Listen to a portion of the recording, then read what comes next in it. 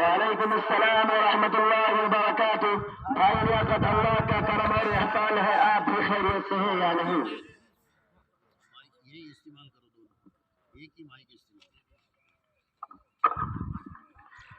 مولانا کیا بتاؤ، سیاست میں خیریت کا نمو نشان ہے ہی نہیں. خیر مولانا، آج میرا کئی جگہ جانے کا اتفاق ہوا.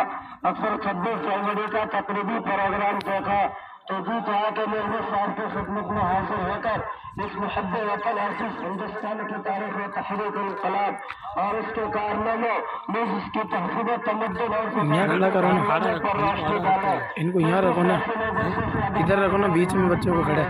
جھنڈا بھی آوے اسٹیج. آپ نے صحیح فرمایا، واقعی آج یوم جمہوریہ ہے. ہم لوگوں کا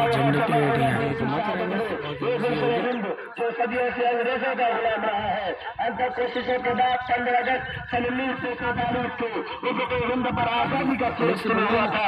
اور آزادی کے بعد ملک کے مہمانوں، اس کے مخلص بخشاؤں اور آئین کو ترتیب اب یہاں کھڑا کرنا، افسار کی تقریر ہو جب افسار کی تقریر ہوگا جب یہاں بیچ میں کھڑا کرنا. روایات کو برقرار رکھنے کے لیے اس کے سیکولر اور جمہوری نظام اور اس کے قواعد و ضوابط کو ستارے یعنی 26 جنوری کو تیار کیا تھا.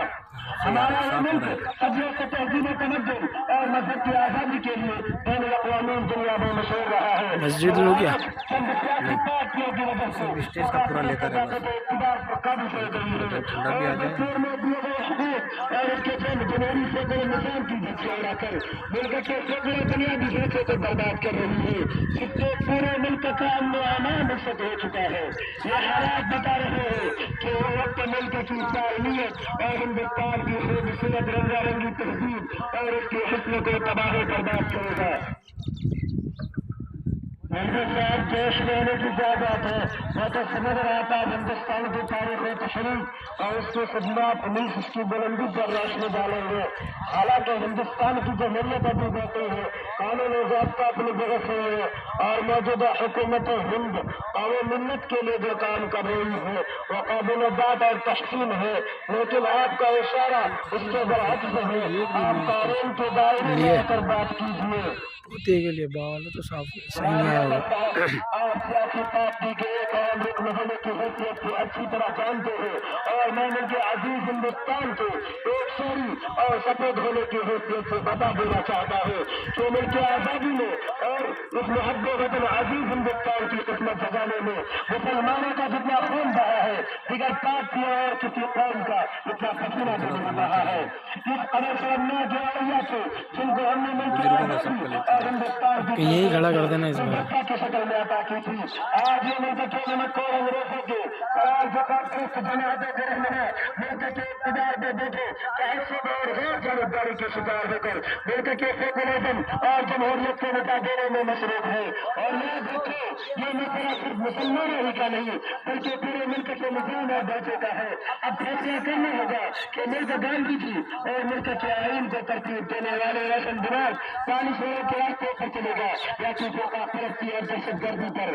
پہلے یہ طے کرے کہ وفادار کون ہے، پھر وقت خود بتائے گا کہ غدار کون ہے.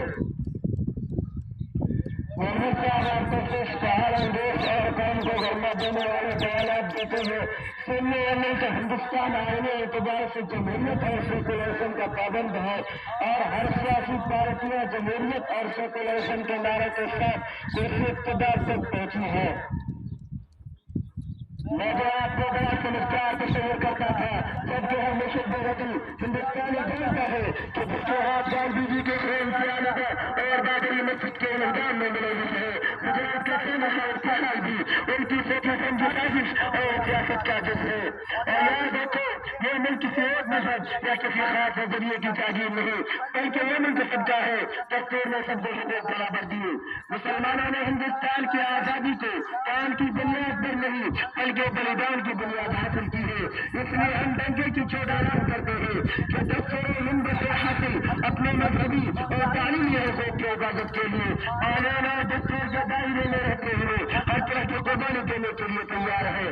ہم نے ملک و ملت کے لیے پہلے بھی قربانی دی ہے اور آئندہ بھی جب ضرورت پڑے گی ہمارے خون کا ایک ایک قطرہ ملک کے لیے ہے. آزادی کی لڑائی میں کل بھی ہم تنہا کھڑے ہوئے تھے اور آزادی کی بقا کے کردار قانون لاگو کے تحفظ کے لیے ہم میدان میں ہیں. اچھا سے ہر میرے پاس وقت نہیں ہے اور ماشاء اللہ ماشاء اللہ. اجازت دیجیے پھر ملاقات ہوگی.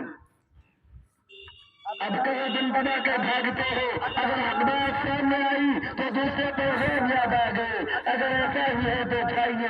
خدا حافظ. السلام علیکم ورحمۃ اللہ وبرکاتہ. وعلیکم السلام ورحمۃ اللہ وبرکاتہ.